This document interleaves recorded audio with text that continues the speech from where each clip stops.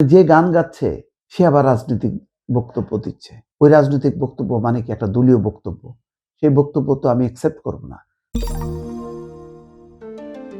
আজকে আরো একটা বক্তব্য দেখে আকৃষ্ট হলাম এই কারণে যে এই কথা বোধহয় গত ২-৩ বছরে বহুবার বলেছি।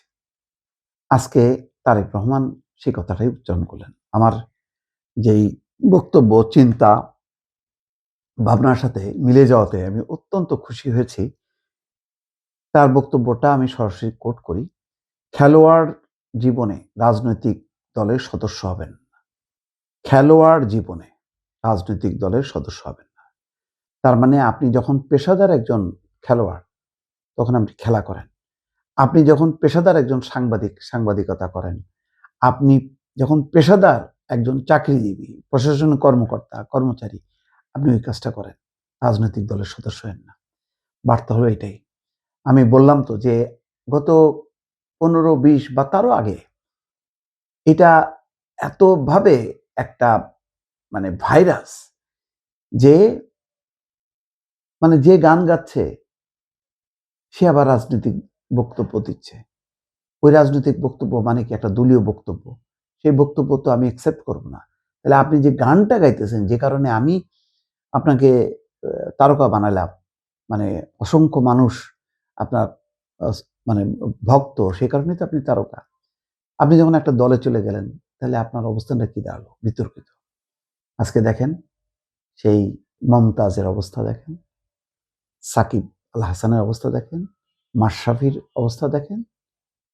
তাও বলবো মাশরাফি খেলোয়াড় জীবনটা শেষ করেই সম্ভবত রাজনৈতিক দলের সদস্য হয়েছে। কিন্তু সাকিব আল হাসান তো মহা অন্যায় করছে। মমতাজ অন্যায় করছে। কোন সিঙ্গার, শিল্পী সবাই সর্বসাধারণ তাদেরকে ভালোবাসবে। আজকে দেখেন ফেরদৌসকে কোনদিন দেখেন? কত একজন জনপ্রিয় নায়ক। এই বাংলা ওই বাংলায় দাপায় বেড়াতো। আজকে সে বিতর্কিত। জনসমক্ষেও সম্ভবত এরা যায় না। এরকম আরো আছে, সবগুলোর নাম আমার মনেও থাকে না এগুলি। ফেরদৌস, রিয়াজ সহ আরো কে কে।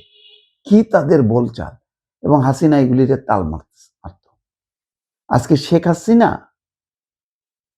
যে কথা বলার কথা, বললে ভালো লাগতো এবং বলা উচিত ছিল, সেই কথা আজকে প্রধানমন্ত্রী তারেক রহমান বলছেন। কেন? উনি কি দল করেন না? উনি বলতে পারেন না যত জনপ্রিয় তারকা আছে সব, মানে শিল্পী, সাহিত্যিক, তারপরে সাংবাদিক সব দলে দলে আসো, আমার এখানে জয়েন করো? না, এটা খারাপ। তাহলে তো ভারসাম্য থাকে না। আপনি সাংবাদিকতার পেশায় দিয়ে আপনি নিরপেক্ষভাবে বলবেন। যখন ভালো কাজ করবেন তখন প্রশংসা করবেন, যখন খারাপ কাজ করবে বা আপনি মনে করবেন যে এই কাজটা ঠিক না, সিদ্ধান্তটা সঠিক না, আপনি তার সমালোচনা করেন, বলেন কোন কোন জায়গা অসম্পূর্ণ, সমস্যাটা কোথায়।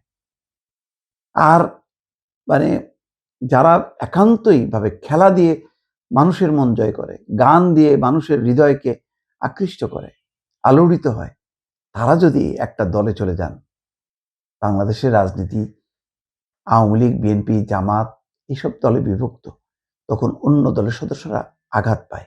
এই সাধারণ বিষয়টা যদি তারা বুঝতে না পারে, কত বড় দুঃখজনক। আজকে তারেক রহমান সঠিক বক্তব্যটা বলছে, যে কথাটা আমি অনেকদিন থেকে বলছিলাম দর্শক।